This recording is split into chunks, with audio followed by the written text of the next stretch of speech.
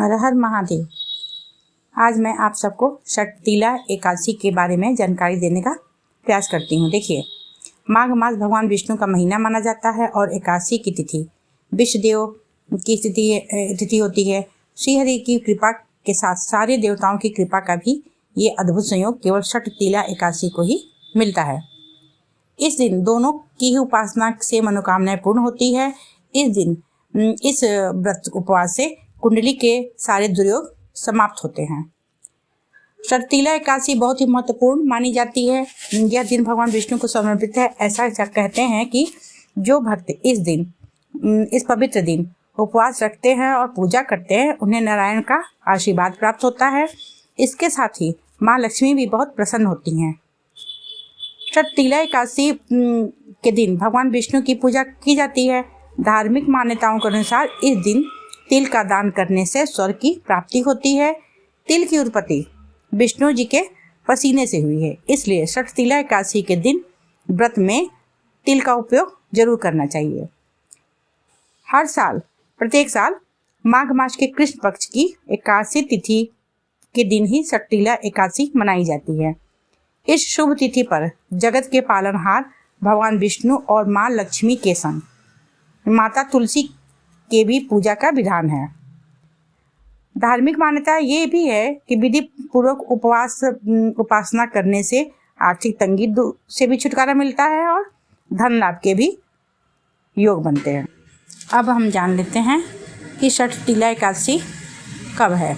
देखिए, षटतिला एकादशी की शुरुआत 24 जनवरी 2025 दिन शुक्रवार की शाम 7:27 से होगी और समाप्त 25 जनवरी की शाम 8:34 पर होगी।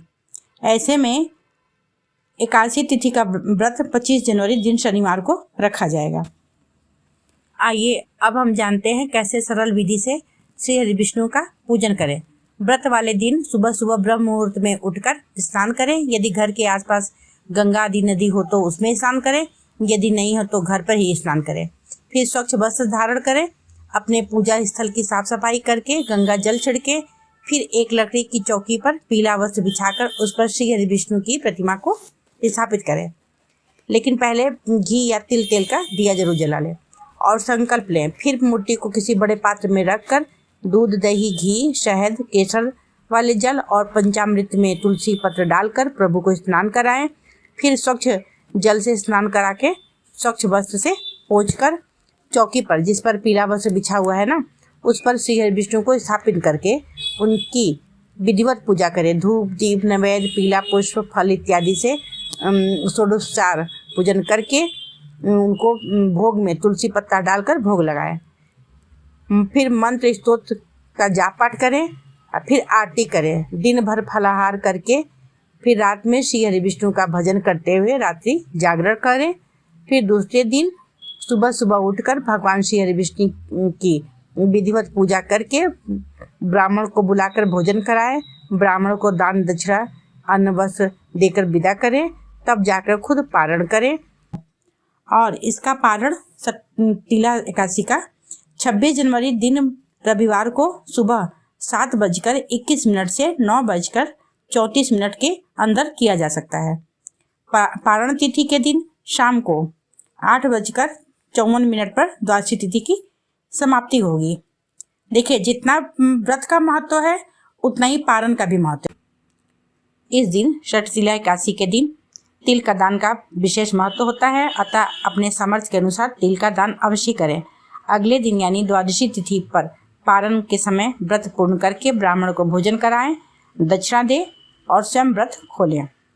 यदि इस व्रत के फायदे के बारे में जानें तो आपको हम ये बता दें कि षटतिला एकादशी को पाप मोचन भी कहा जाता है। यह एकादशी व्रत पापों का नाश करने वाली है, मोक्ष प्राप्त कराने वाली है। षटतिला एकादशी से पितृदोष का निवारण होता है, अर्थात इस दिन पितरों का तर्पण करने से पितृदोष दूर होता है तथा आध्यात्मिक उन्नति होती है। यह व्रत करने से व्यक्ति आध्यात्मिक रूप से प्रगति करता है। इसके अलावा षटतिला एकादशी व्रत को करने से घर में सुख समृद्धि भी आती है। आइए अब हम एकादशी व्रत का कथा भी सुन लेते हैं।